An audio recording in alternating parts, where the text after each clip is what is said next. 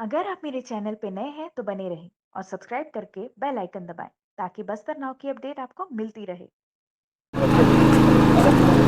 इस वक्त मैं मांझीगुड़ा और ईटपाल पर मौजूद हूँ, जहाँ पे बीजापुर गारमेंट फैक्ट्री है। इस फैक्ट्री का शुभारंभ छत्तीसगढ़ के मुख्यमंत्री भूपेश बघेल ने किया था। सुबह खबर बाहर निकल के आती है कि नक्सलियों के द्वारा इस फैक्ट्री में आगजनी किया गया है। जब मौके स्थल पे बस्तर नाव की टीम पहुंची तो क्या स्थिति बनी, हम आपको दिखाने की पूरी कोशिश करेंगे।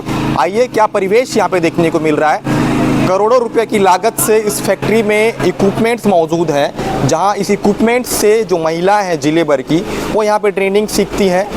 जो शासन की योजना है, इस योजना के तहत यहाँ पे ट्रेनिंग सीखती हैं।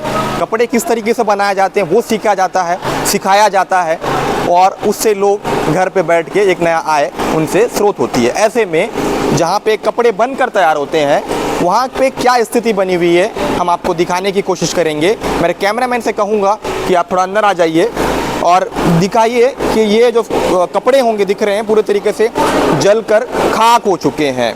ऐसे में इस संदर्भ में जब पुलिस के जो अधिकारी हैं, जिनकी मौजूदगी इस फैक्ट्री में हुई, जिन्होंने जांच कर रहे हैं, जो पुलिस की जो टीम है, उनसे हमने बातचीत करने की कोशिश की, तो उनका ये कहना था कि अज्ञात लोगों के द्वारा, असामाजिक तत्वों के द्वारा, जो शरारती जो लोग हैं, उनके द्वारा यहाँ पे आगजनी की गई है।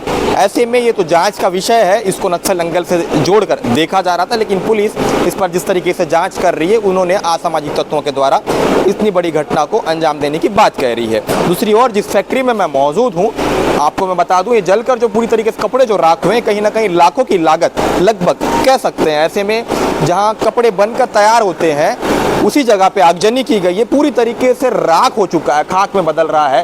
इस फैक्ट्री का हालत मैं आपको दिखाने की कोशिश करूंगा। ऊपर देखिए किस तरीके से धुआं धुआं हो चुका है ये फैक्ट्री।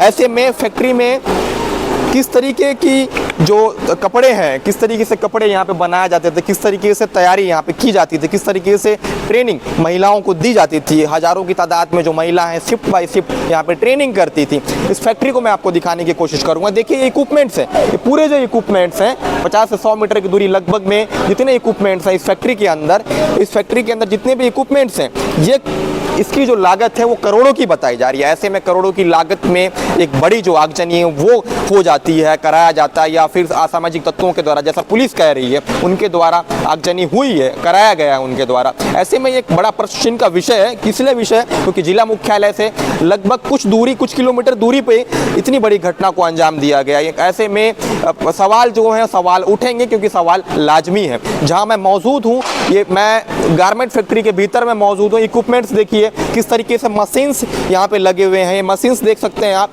कितनी बड़ी मशीन्स हैं यहाँ पे लगे हुए हैं। तमाम जो है वो 150 से 100 मीटर की दूरी पे जो है, जो पूरी जो मशीन्स है, इसकी जो लागत करोड़ों की है। ऐसे में इस फैक्ट्री की हालत ऊपर देखिएगा, कैमरामैन से कहूँगा कि आप ऊपर दिखाइए कि किस तरीके से धुआं धुआं हो चुका है ये पूरा फैक्ट्री।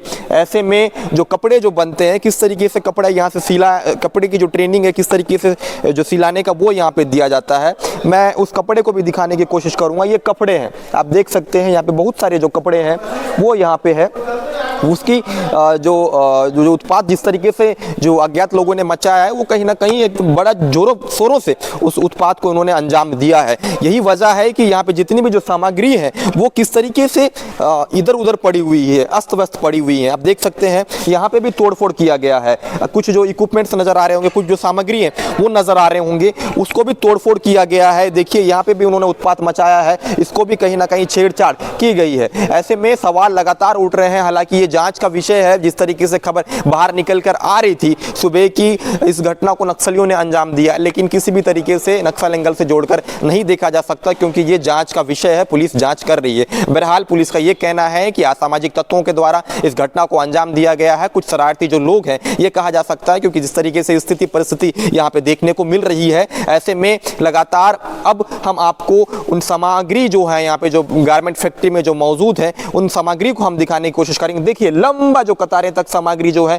वो यहाँ पे पड़े हुए हैं। ऐसे में पूरा धुआं धुआं हो चुका है ये फैक्ट्री। अब देख सकते हैं ऊपर से भी जो है जो पासिंग है वो नजर आ रहा होगा। इस फैक्ट्री में जब छत्तीसगढ़ के मुख्यमंत्री कुछ महीने यहाँ पे बीजापुर उनका आगमन हुआ था, उस दरमियान उन्होंने फीता काट कर इस फैक्ट्री का शुभारंभ किया था। ऐसे में जो स्थानीय जो महिला है, स्थानीय जो गर्ल्स हैं, स्थानीय जो लड़कियां हैं, उनके लिए एक स्वरोजगार की एक माध्यम ये फैक्ट्री बना हुआ था। यहाँ से वो सिलाई सीखते थे और घर पर सिलाई करते थे और इससे उनको एक जो आय है घर चलाने में उनको मिलता था। ऐसे में जिस तरीके से ये अस्त व्यस्त पूरी तरीके से कर दिया गया, जिस तरीके से जिन लोगों ने उत्पात यहाँ पे मचाया है, ये कहीं ना कहीं अब जांच का विषय है। देखना होगा जांच में कौन दोषी है, किस तरीके से पुलिस जांच करती है। बहरहाल ये प्रश्न का विषय बना हुआ रहेगा जब तक किसी भी तरीके से दोषियों पर कार्रवाई नहीं हो जाती।